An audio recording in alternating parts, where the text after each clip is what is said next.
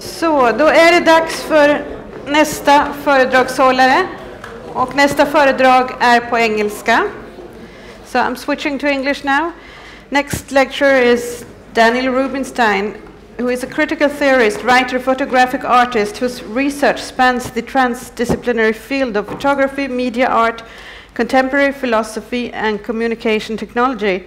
Underpinned by multifaceted engagement with photography, his work examines the digital image within the context of networked and mediated urban environments. Daniel Rubinstein is the head of photography at the Department of Arts and Media in London's South Bank University, and he is also the editor of the journal Philosophy of Photography. He lives and works in London. Welcome, Daniel. Thank you very much. Good afternoon, and thank you very much for inviting me. It is lovely to be here. It's a real honor to talk to you. My paper is probably slightly different from some of the other papers that we heard here over the last couple of days. I listened to some of them yesterday over the internet. But at the same time, while my knowledge of Swedish is non-existent, I still have the sense that there are some overlapping themes that my work is touching upon, probably from a slightly different angle. So the title is Of Clouds and Cameras, Photography Metadata and the Non-Representational Archive. It is a paper in 4 parts. The first is the introduction, and I have a little epigraph for the whole paper. It's a quotation from Lewis Carroll, the author of Alice in Wonderland, and that's from his second book, Through the Looking Glass and What Alice Found There. And the quotation is, "It is a poor sort of memory that only works backwards," the Queen remarked. And I'm adding to that with digital-born images, memory does not only work backwards, but also forward and sideways, and in all directions and dimensions at once. So, introduction, part 1, Through the Rabbit Hole. What happened to photography in becoming digital? Are we dealing with a technological revolution, or is something much greater, significant, and subtle is afoot? And if it is the latter, and the current digital environment, with its always-on 360 degrees immersive visuality, infinite bifurcation, repetition, multiplication, and transformation of visual into social, social into political, political into violent, violent into erotic, erotic into visual, cannot be fully understood, not to mention archived, indexed, catalogued, and preserved for posterity with the tools and ideas of yesteryear. What new conceptual tools, new ontologies, and perhaps new humanisms are called for? This paper suggests that digital-born photography, also known as the networked image, is both an indicator and a catalyst of a paradigm shift that calls for a re-evaluation of some of the basic assumptions we might entertain, not only about photography, but also, and by extension, about memory, identity, subjectivity, and time.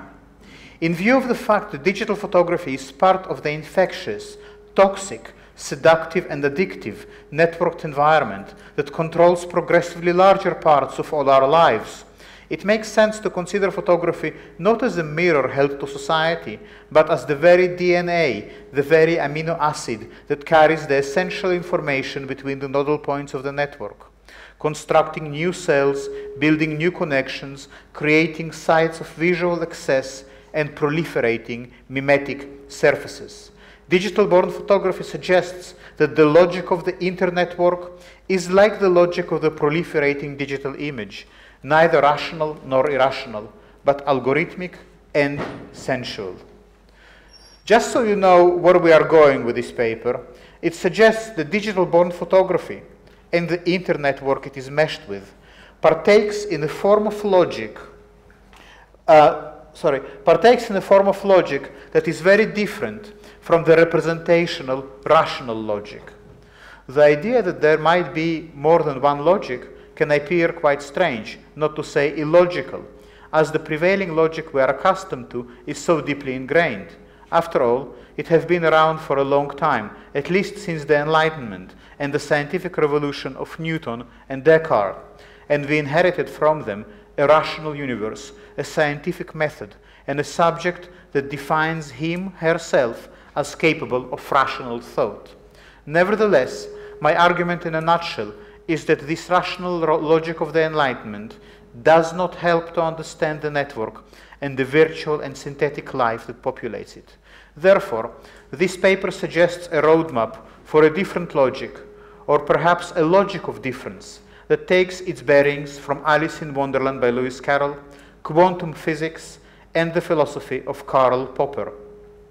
Embracing a new logic, a new way of thinking and of being, called for by the digital age, requires complete transformation, a short, sharp kick in the shin, something like the falls or the rabbit hole that delivered Alice in the Wonderland underworld.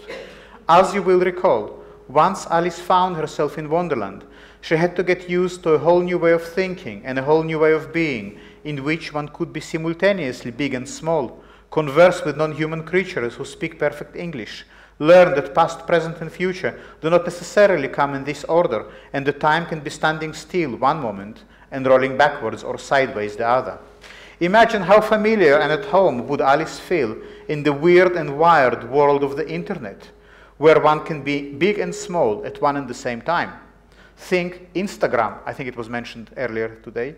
Think Instagram, a one-year-old startup with 15 employees that never made a penny profit and was bought last week by Facebook for a cool $1 billion. Or think about talking to your digital personal assistant who reminds you not to forget your umbrella. Or think about chatting on Skype late at night while it is middle of the day for the other person, and yet both of you are present and share the same intimate space. The amazing thing about Alice is not so much that all these strange things happened to her, but that after a short adjustment period, she did not find them strange at all. Logic, it appears, can have many faces, and one can feel right at home in a different logic once we leave our familiar notions of identity, subjectivity, and representation behind. Part 2, of clouds and clocks. How to move from one logic to another is the subject of Karl Popper's article of Clouds and Clocks. Popper offered two basic models with which to think about the kinds of systems or organisms that populate the world. A clock is a neat, orderly system that operates with precision, predictability, and exactitude. A cloud, on the other hand, is an epistemological mess. It is unpredictable and chaotic, shape-shifting and disorderly. Popper imagined a scale with a clock on the left and a cloud on the right, and suggested that all the systems we inhabit and create can be placed on a scale between these two extremes. With the aid of this all too neat and suspiciously binary model, Popper provocatively proclaimed that we can look at any phenomena, be it social, technological, or natural, and determine whether it is a cloud or a clock. The greatest clock-like system, according to this model, is the solar system, where every planet's movement can be calculated with precision, while Popper's example of a cloud is a cluster of gnats or small flies, all flying in different directions in an irregular pattern, but turning back towards the center when they stray away too far. According to Popper's model, a car is a clock-like piece of engineering. However, some cars are better clocks than others. Plants are generally more clock-like than animals, but a cat is a cloud and a dog is a clock. It is all too easy to plug other systems into this model. The changing seasons are a clock. The weather system is much less predictable and therefore a cloud. A newborn baby is a cloud, but as the baby grows up and acquires the ways of the world, learns to walk the walk and to talk the talk, she becomes a clock. As we all sit here in this auditorium, we are a kind of clock. But during the coffee break in the foyer, the same group of people becomes a cloud. A typical domestic library with books stacked up in no particular order is a cloud, but a public library, organized according to the decimal Dewey system, is a clock. Poetry is a cloud, and prose is a clock. Photography is a clock, and painting is a cloud. Despite the satisfying neatness of this model, or perhaps because of it, Popper thinks that this common sense division of all systems is deeply mistaken. As Popper quick to point out, since Newton's discovery of the laws of motion, and for the next 250 years, the prevailing point of view was that all clouds are clocks. This was the belief shared by scientists, philosophers, and artists alike. And at the heart of this view was the idea that the world can be represented in a formula just as it could be represented in a picture. Newton's laws presumed the presence of a static observer for whom the universe unfolded with mathematical precision. This was also how artists depicted the world, from a fixed point of view and in accordance with the laws of perspective, scale, and optical exactitude. To know the world meant to represent it accurately as possible, either in a painting, or in a formula, or in a geographical map, or in a periodic table of the elements. This clockwork model of the world left nothing to chance. Even God was given the marginal role of a watchmaker who, after constructing the universe according to a set of predetermined rules, would wound the spring and set the world and everything in it in motion once and for all.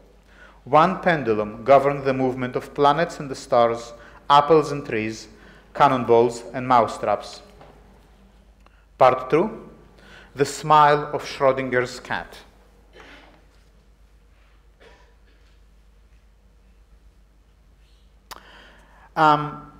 Okay, health warning first. While the detour through quantum physics might be complicated, it is absolutely essential in order to explain the destruction of photographic representation and the turn towards the non-visual, immersive materiality. Further, it is precisely those new understandings of photography as doing something else besides acting as a memory placeholder, which allow the understanding of photography as a political force within the cultures of the networks. The Newtonian worldview that asserted that every cloud is a clock persisted more or less unperturbed until the beginning of the 20th century, when the clockwork model of the universe was challenged, not to say demolished, by the development of quantum theory. Suddenly, the deterministic paradigm was turned on its head. Gone was the rational clock model, and the universe turned out to be unpredictable and chaotic, and every clock was to some extent a nebulous, indeterminate, and amorphous cloud. This astonishing discovery was prompted by physicists studying electrons, photons, and other quantum entities, but their findings had consequences that reached far beyond the subatomic level. As Heinz Pagels said in his book, The Cosmic Code, there is no meaning, this is a quotation, there is no meaning to the objective existence of an electron at some point in space. It seems to spring into existence as a real object only when we observe it. Reality is in part created by the observer, end of quote. For the physicist Erwin Schrödinger, the repercussions of quantum physics were so shocking, so outrageously disturbing, that he developed the famous experiment that became known as Schrödinger's cat. Sadly, my research was unable to reveal whether Schrödinger liked cats or if he was a cat hater, but it is possible in the spirit of the experiment that he was both. Now, I don't need to tell a room full of photography experts that Schrödinger's cat experiment uses the paradigm of a camera obscura. Even on a very superficial level, the similarity between the illustration and the camera obscura is obvious. So we have the light source in the top right corner. The light hits a mirror, light goes back. So it is very much like the familiar explanation of the way photography operates in the old technical books. However, where a photographic camera would produce a picture, this experiment produces not an image, but real life and death. The cat inside the room is sealed not only from light, but from any kind of outside influence. Inside the camera, there is a light source that emits a single photon, a single unit of light, which passes through the half-silvered mirror of the kind found in SLR cameras. The mirror splits the photon wave function into two separate parts, one of which is reflected and one is going down. The photon has 50% chance to go through the mirror and hit the wall, and 50% chance to be reflected down onto the light-sensitive cell. Under normal circumstances, if the photocell registers a beam of light, it records it as an image. However, in this experiment, the wave function of the photon triggers the photocell to smash a bottle of cyanide, which kills the cat. If, on the other hand, the photon passes through the mirror to the other side without being reflected, then the photocell does not register an exposure and the cat is saved.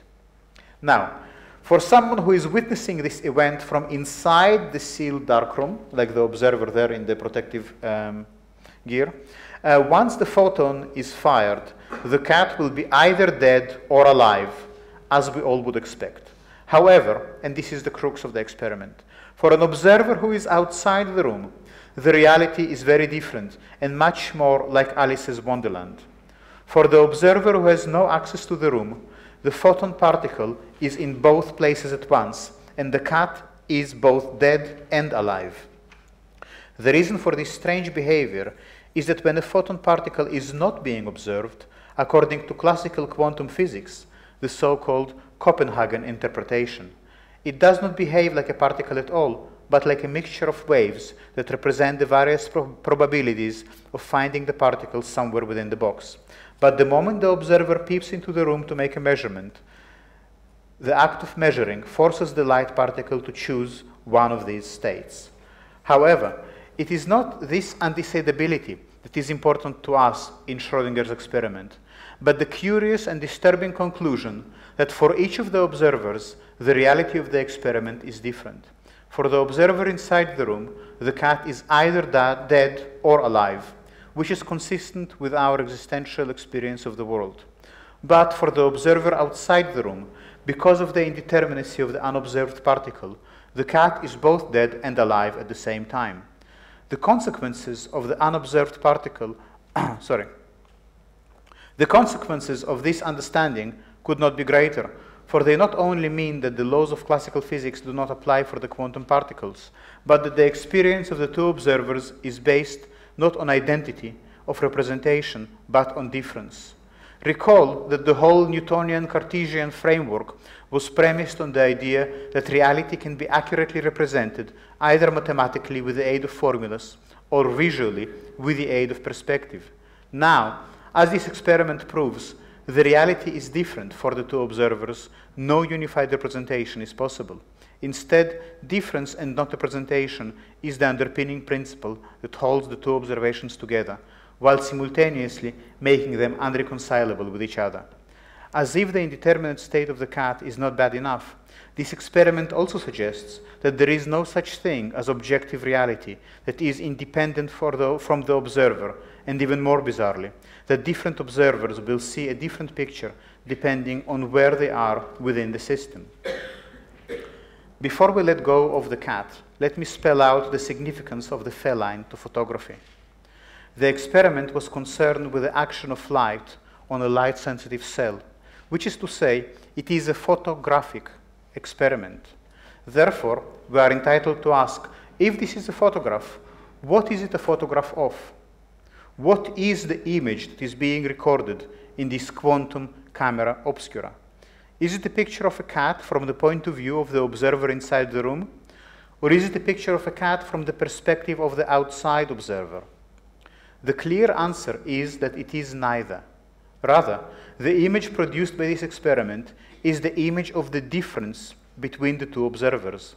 It is neither the dead cat nor the alive one that constitutes the image, but the photographic element of the experiment is the very possibility of the coexistence of the two and the figuration of the difference between them.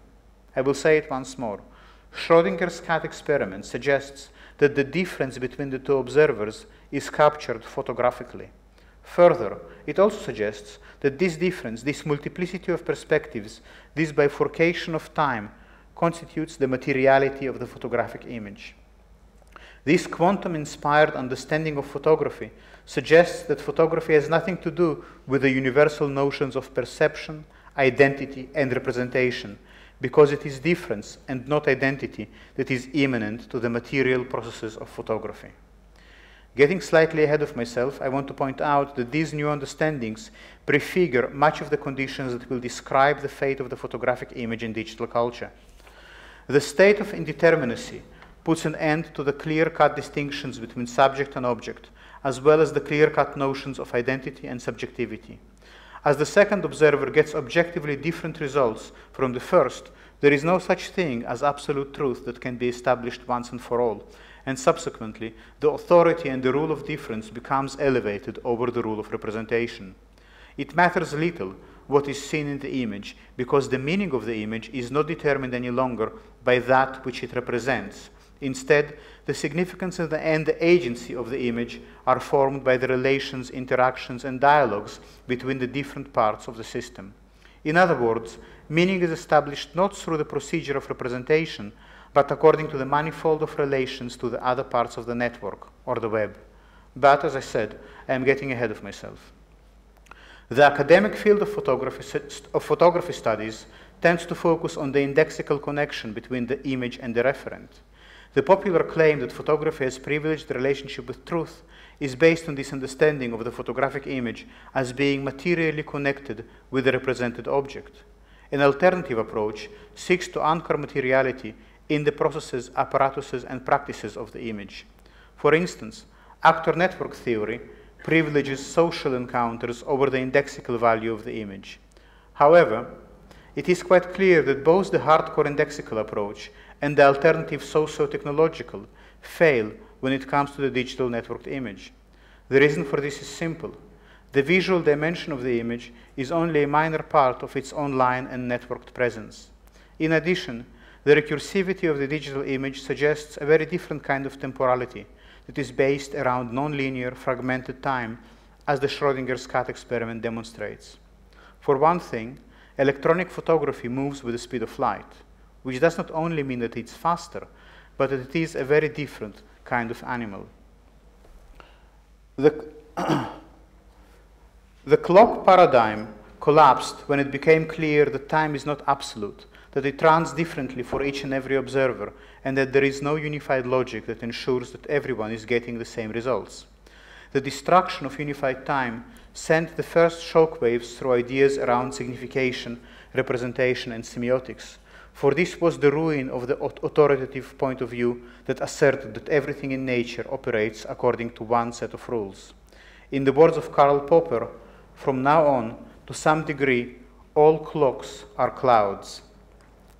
Radical and liberating as this indeterminism was, with all the consequent multiplicities of time and the polyphony of voices it offered, and with the promise of breakdown of all too familiar narratives of disciplinary power and the subsequent emergence of diverse and varied identities with equal claim to be heard, seen, accounted for, and politically acknowledged, not to mention the liberating and energizing effect indeterminism had on art, literature, music, poetry, there was still a problem with this worldview, which, to put it quite simply, threatened to undermine the whole project of converting all the clouds into clocks. This problem can be summed up as follows. The indeterminism model was in its core a theory that asserted that everything is governed by chance and nothing else. It suggested that the strict rules of clock universe be replaced by randomness, chaos, and irresponsibility. Karl Popper sums this up nicely. If determinism is true, it's a quotation, if determinism is true, then the whole world is a perfectly running flawless clock, including all clouds, all organisms, all animals, and all men. If, on the other hand, indeterminism is true, then sheer chance plays a major role in our physical world. But is chance really more satisfactory than determinism?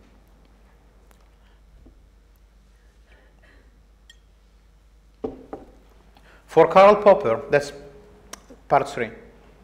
For Karl Popper, the danger of this kind of nihilism were too grave to ignore.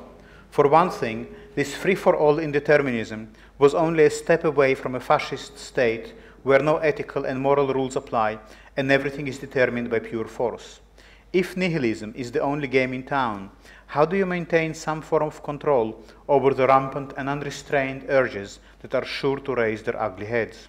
And to complicate matters further, how do you keep behavior in check without appealing to the higher power of God, the Absolute, or the torture chambers of the secret police? In addition, the cloud quantum model failed to explain the evident fact that not everything is down to chance. After all, our experience tells us that we are not living in a state of chaos and indeterminacy. For instance, I could be anywhere in the world this morning, and yet I am standing here in front of you. Is this pure chance? While it might be unfortunate, it is not an accident. Popper's solution to this double-headed problem was both simple and brilliant, and he named it plastic control. It was simple because he put forward a middle point between a cloud and a clock, a kind of halfway house between the accuracy and determinism of the clock and the chaos and nihilism of the cloud.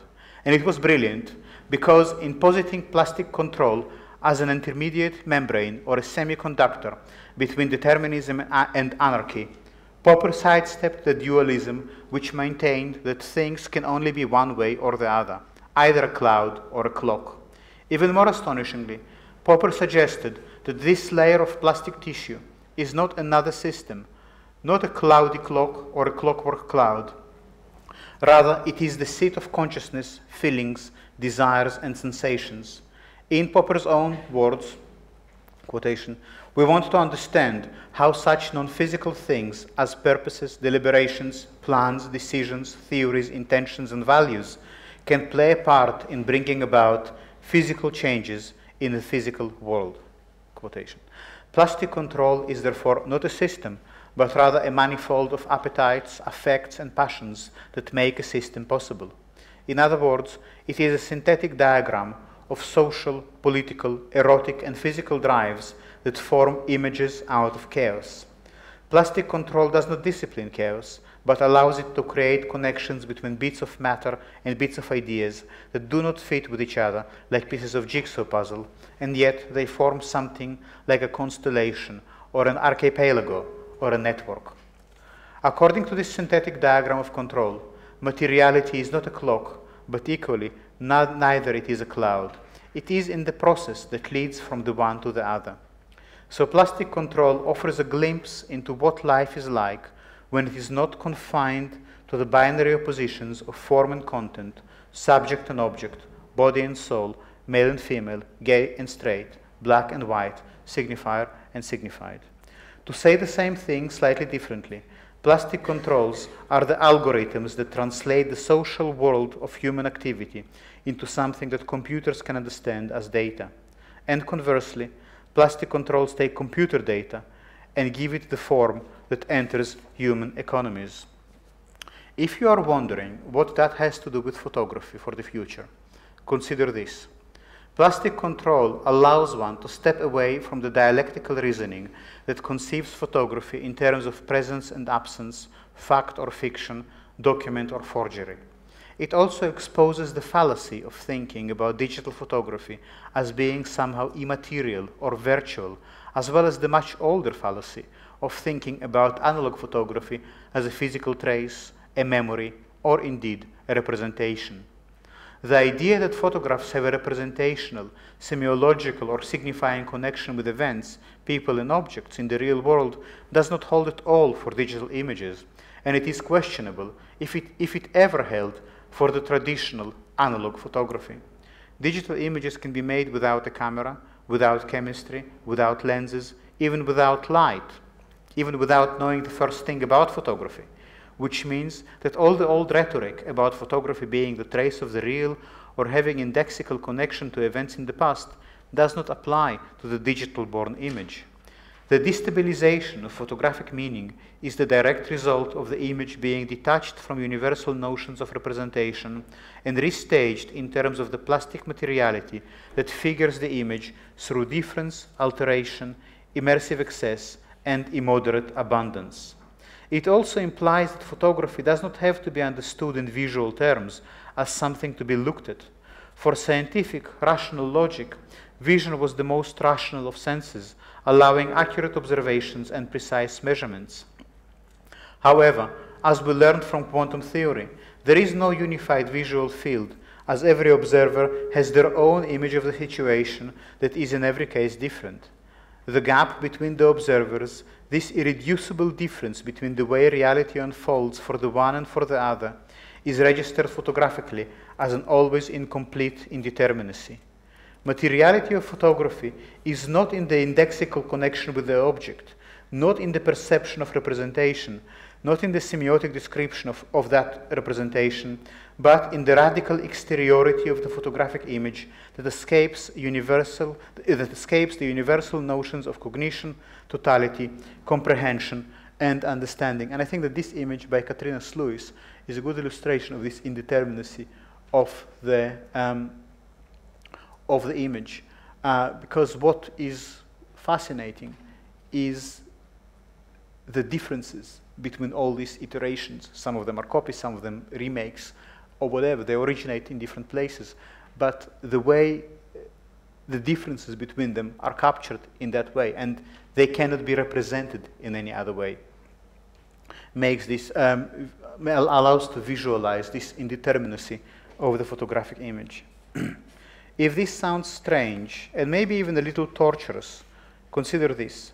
For the computer, the photograph is a cluster of electronic signals indistinguishable from other blobs of data which were once called songs, films, or books. The semantic capital of an image is determined by a range of signals which supplant previous visual economies of the image. Practices such as annotating, tagging, and search engine optimization increasingly influence and take precedence over the visual content of the image. As photography becomes an encoded discourse, the turning away from the visual towards the electronic and the algorithmic establishes photography as a kind of rhythmic surface that operates according to a different logic to the analog chemical image. It is not enough to visually encounter the image. One must excavate and expose the manifold connections it creates and maintains. There is then a need to address the topologies that represent relations among data and the way in which the movement of images, their clusterings and aggregations, reorganize themselves around the movement of the user as they traverse the interface. The politics of the digital image are located not within the sphere of indexicality and representation, but in the relationship between data and algorithm as it is being mediated by metadata. Finally, to clarify this last point, the photographic image is not a memory or an event in the past, because every observer has their own past, and in any case, the digital image does not need to have a point of origin in the real world. It is also not a true representation, a document, or a scientific proof of identity between an image and an object. Rather, photography is the image of difference between the various observers. The materiality of photography is precisely in its ability to fix, preserve, and archive the difference between identities, representations, points of view, and perspectives. All that remains now is to try to answer the following question. If photography is the way by which difference acquires an aesthetic form, then what is the role of the museum of the future? In other words, how does one archive difference? What is the image that emerges when photography stops being visible, when it ceases to identify and represent? As an image circulates through the network, it brings forth new opportunities for classification, new assemblages, new aggregations of search results, new database queries. The image refuses to be nailed down to any one meaning, system, or category. It is radically non-indexical, undecidable, and always incomplete. It gets worse. The incompleteness of the image also spells the end to the familiar distinction between the artist, as the one who makes the image, and the audience, as the viewing public, spectator, consumer. Traditionally, photography is understood as having a very straightforward relationship to time, as a placeholder of memories, a frozen slice of the past, or, as Barth famously puts it, that was there. For Barth, there was a sense of continuity between the moment in the past when the picture was taken and the moment in the present when the picture is viewed. This connection reinforced the belief in the humanity of photography, in the similarity between the ability of photography to preserve memory and the human ability to remember. According to this phenomenology, an image can be described as a moment in time, or a part of a whole, a piece of a puzzle, a death mask, a shadow on the wall of Plato's cave, or a signifier, floating or otherwise. But when the image becomes digital, or is born digital, this connection to a point of origin in the past is less certain. Images that circulate the web do not carry the referent with them, and therefore the image is not a representation, not a memory, not a memento mori, not a talisman, not a fetish, but it just is. The question is, what happens to the materiality of the photographic image when it is no longer attached to the dialectics of presence-absence, real-virtual, form-content?